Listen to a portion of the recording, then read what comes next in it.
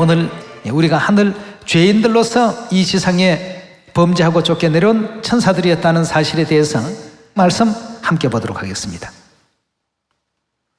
누가복음 19장 10절의 말씀 함께 보겠습니다. 인자에 온 것은 잃어버린 자를 찾아서 구원하려 함이라고 했습니다. 예수님이 이 땅에 오신 그 이유는 잃어버린 자를 찾아서 구원시키기 위해서 이 땅에 오셨다고 했습니다. 짝된 말씀을 마태복음 9장에서 연결해서 한번 확인해 보도록 하겠습니다. 9장 12절입니다. 예수께서 들으시고 이르시되 건강한 자에게는 의원이 쓸데없고 병든 자에게라야 쓸데가 있느니라. 너희는 가서 내가 긍휼을 원하고 제사를 원치 아니하노라 하신 뜻이 무엇인지 배우라. 내가 의인을 부르러 온 것이 아니요 누구를 부르러 왔다고요? 죄인을 부르러 왔노라고 했습니다. 다시 말해서 하늘나라에서 잃어버려진 모든 사람들은 하늘나라의 죄인들이었습니다. 하늘에서 범죄하고 이 지상으로 쫓겨내려온 그 죄인들을 찾아서 회개시켜서 구원시키려고 하시는 것이 우리 하나님의 거룩하신 뜻이었다는 사실을 알려주고 있습니다. 그래서 마태복음 9장에서도 죄인을 찾기 위해서 이 땅에 오셨다고 이렇게 말씀을 주셨는데, 우리의 죄가 어느 정도 어떤 죄였는가를 로마서 6장을 한번 열어보도록 합시다. 로마서 6장 20절의 말씀 보시면 너희가 죄의 종이 되었을 때에는 의에 대하여 자유하였나니라. 너희가 그때 무슨 열매를 얻었나뇨? 이제는 너희가 그 일을 부끄러워하나니 이는 그 마지막이 사망임이니라. 그러나 이제는 너희가 죄에서 해방되고 하나님께 종이 되어 거룩함에 이르는 열매를 얻었으니 이 마지막은 영생이니라. 죄의 삭은 뭐라고요? 그 죄의 대가는 사망이라고 했습니다. 좀 형법적인 표현으로 한다면 죄의 결과로서 사형이 연도되었다. 그렇다면 그 죄는 엄청난 죄가 되겠죠. 그런 어떤 용서받을 수 없는 죄를 지은 사람들에 대해서 법정에서는 사형을 언도합니다. 하늘나라에서 우리가 지은 죄의 종류는 참으로 대단한 것이었다고 볼 수 있겠습니다. 그것을 일예로 하나님께서 바벨론 왕의 역사 속에서 잠깐 또 보여주셨고, 이사야 우리 14장 말씀 하나 먼저 찾아보도록 하겠습니다.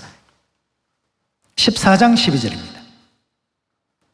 너 아침의 아들 계명성이여 어찌 그리 하늘에서 떨어졌으며 너 열국을 엎은 자여 어찌 그리 땅에 지켰는고 내가 내 마음에 이르기를 내가 하늘에 올라 하나님의 뭇별 위에 나의 보좌를 높이리라.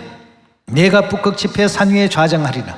가장 높은 구름에 올라 지극히 높은 자와 비기리라 하도다 하고 했습니다.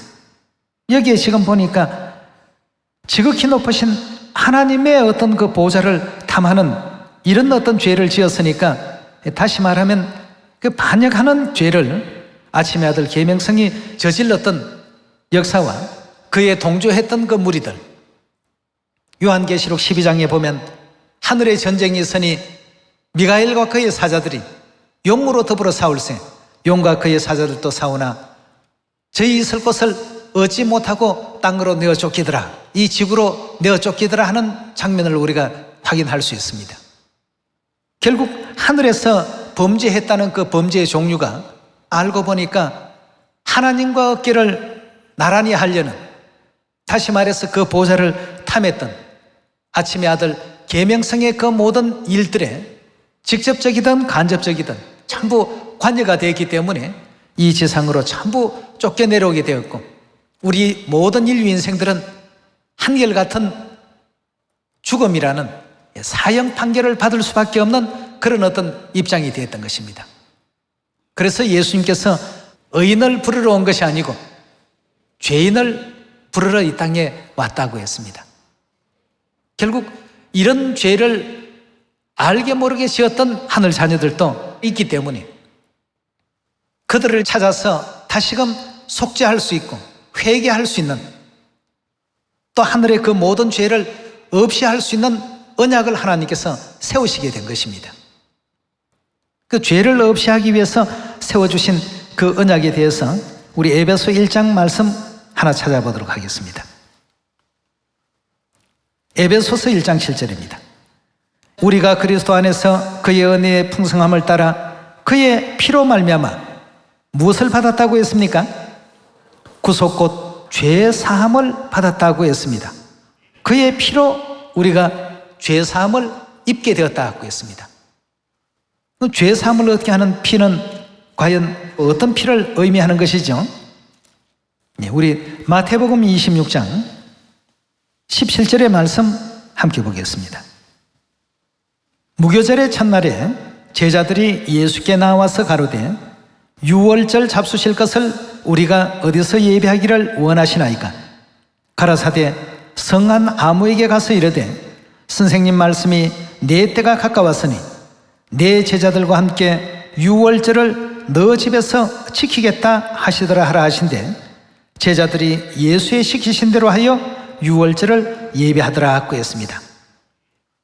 유월절을 이와 같이 하나님께서 준비를 해놓으시고 유월절 잡수시는 장면을 26절로 넘어가서 확인해 보도록 합시다. 저희가 먹을 때에 예수께서 떡을 가지사 축복하시고 떼어 제자들을 주시며 가르사대 받아 먹으라 이것이 내 몸이라 하시고 또 잔을 가지사 사례하시고 저희에게 주시며 가르사대 너희가 다 이것을 마시라. 이것은 무엇을 얻게 한다고요? 죄사함을 얻게 하려고 많은 사람을 위하여 흘리는 바 나의 피 곧 언약의 피니라고 이렇게 일깨워주고 있습니다. 이 피로 말미암아 우리가 죄사함을 받았다고 했는데 유월절 절기를 통해서 이 문제를 언약해 놓으셨습니다. 자, 이렇게 해서 우리에게 주신 이 언약이 바로 새 언약이라는 것을 누가복음 22장에서도 언급하고 있지 않습니까? 7절의 말씀 봅시다. 유월절 양을 잡을 무교절 일이 이런지라 예수께서 베드로와 요한을 보내시며 가라사대 가서 우리를 위하여 유월절을 예비하여 우리로 먹게 하라 하고 했습니다. 19절로 넘어갑니다. 또 떡을 가져 사례하시고 떼어 저희에게 주시며 가라사대 이것은 너희를 위하여 주는 내 몸이라. 너희가 이를 어떻게 하라고 했죠? 분명히 행하라고 했습니다. 이를 행하여 나를 기념하라 하시고 저녁 먹은 후에 잔도 이와 같이 하여 가르사대 이 잔은 내 피로 세우는 뭐라고요? 새 언약이니 곧 너희를 위하여 붓는 것이라 하고 했습니다. 그럼 이 새 언약 안에 있지 아니하면 죄사함 받을 수가 없고 하늘의 죄사함을 받지 못하게 된다면 다시 말해서 하늘의 그 엄청난 죄에서 우리는 영원히 헤어날 수가 없습니다. 여러분 이런 하늘의 그 죄인들을 버리지 아니하시고 이 새 언약 진리 안으로 시온으로 인도해 주신 아버지 어머니 은혜를 영원히 찬양할 줄 아는 여러분과 제가 꼭 되시기를 부탁드리면서 말씀 마치도록 합니다. 네, 감사합니다.